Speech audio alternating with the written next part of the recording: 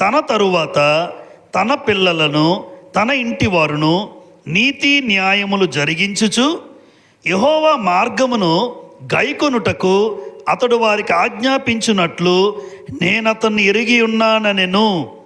దేవుడు అబ్రహాము గురించి సాక్ష్యం ఇచ్చారు.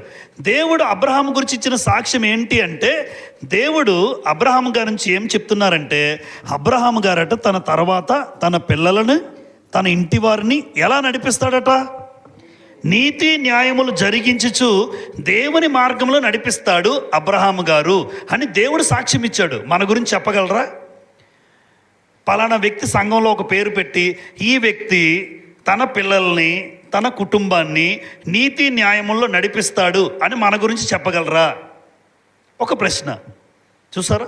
అంటే దేవుడు అబ్రహాం గురించి చెప్పాడు. ఈరోజు మన కుటుంబాల గురించి చెప్పలేడు. ఎందుకంటే భార్య మాట భర్త వినరు, భర్త మాట భార్య